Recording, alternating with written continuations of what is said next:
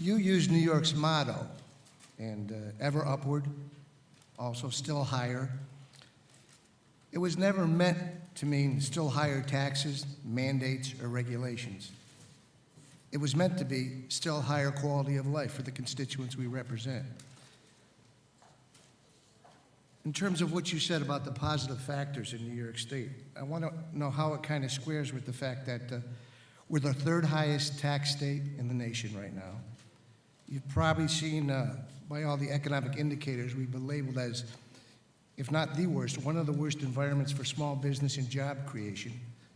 Last year, the dubious distinction through some groups evaluating us one of the worst places to retire in the nation as a state. And you're probably familiar with Tax Freedom Day, what that means. Tax Freedom Day is for everybody that's sitting in this room, all the people who work in New York State.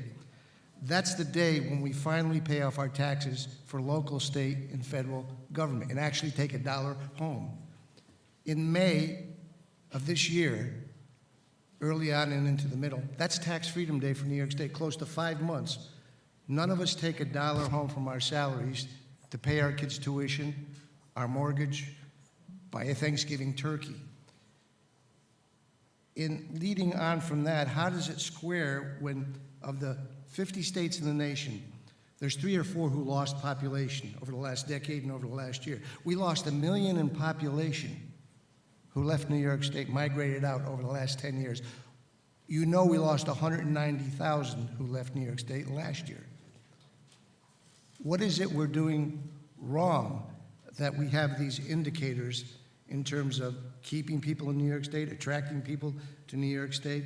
And when we talk about mandates and regulations and piling on, recently the governor gave out an executive order about scheduling for small businesses. You're familiar with that. We had a hearing on that. And it indicates that small businesses like those who have car washes, we have Hoffman in this area, those who do construction, do roofing and things of that nature, you have to schedule 2 weeks in advance. And if you don't bring those employees in and if you don't follow that schedule, you're penalized. If I own a car wash, I've got to have a crystal ball to know how those next 7 days are going to probably be. If it rains for 7 days straight at a car wash, I got 31 people sitting there looking at these sponges, not moving, because nobody's going to bring their car in when it rains. Nobody's going to send people up on the roof for that second week. How can we penalize those small businesses for trying to follow through on those guidelines? They don't have a crystal ball. They don't know where the weather is. So most significantly, I think some of the actions belie the suggestions you're making here. I wish it was the rosy picture part of which you paint. And I just want to know how that squares with the fact that we're going to lose we've lost 190,000 in population. We lost 1 million. Why did that happen if there's opportunity in New York State?